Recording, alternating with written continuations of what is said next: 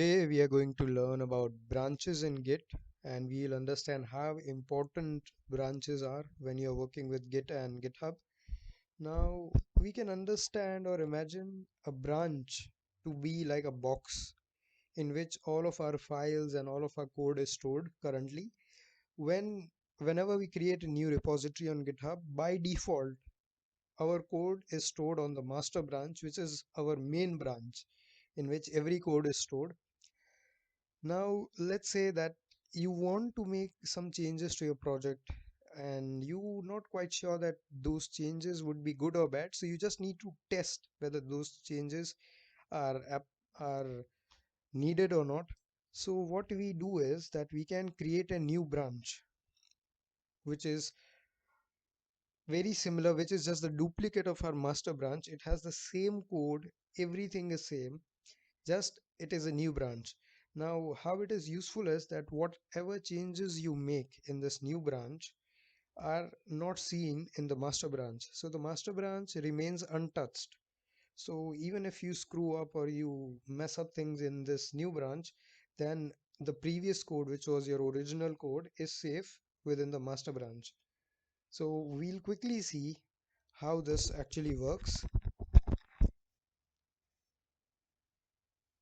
In the previous video I had shown about git push and git pull everything, and we had made this hello.html over here.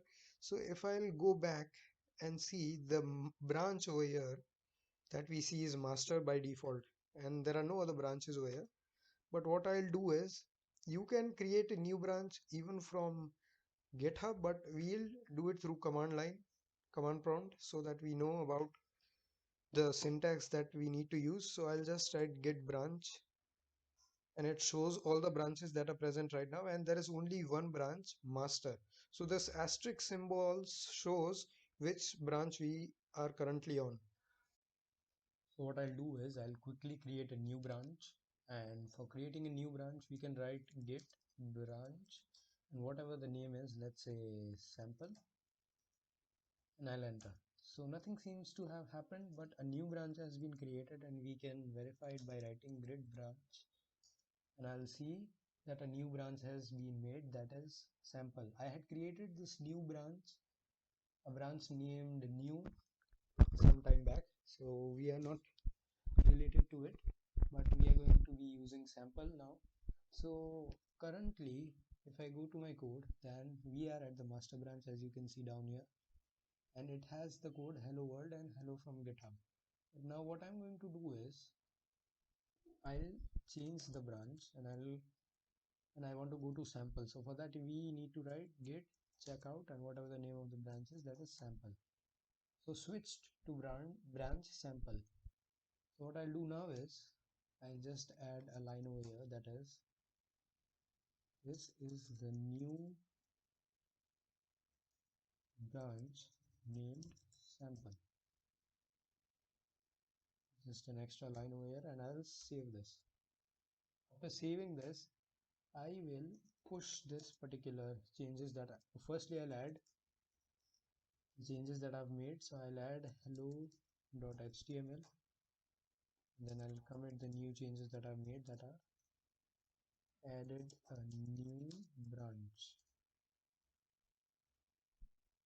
and I'll commit this. Now I can just push this to our main repository. And for pushing, when you have changed a branch, you need to write it this way. You can just not write git push, you have to write git push set upstream origin sample, and I'll hit an enter. So I need to enter my GitHub login credentials.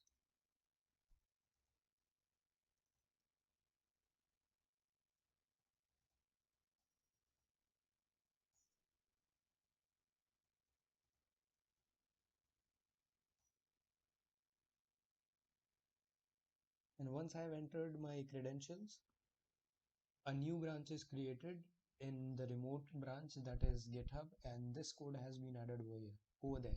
We'll shortly check it, but firstly I'll just write git branch, and we are currently on sample over here.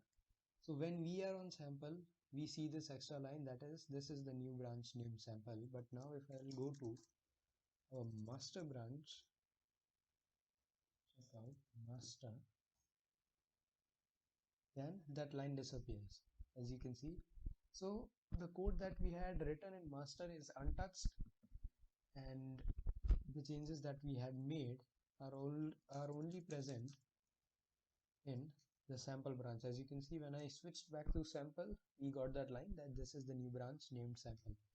And also, if I'll go to our repository over here, then I'll see that there are three branches now: master, new, and sample. So if I click on sample, then I'll see a new additional line. This is the new branch named sample. And if I'll go to master, then that line disappears. So this is how we can use branches, and it is very useful when you are writing big codes and you do not want to lose your code any day, because it takes a lot of effort for writing big projects. And so this is very useful while working on big projects. Hope you like this video and stay on for more important videos on Git. Thank you.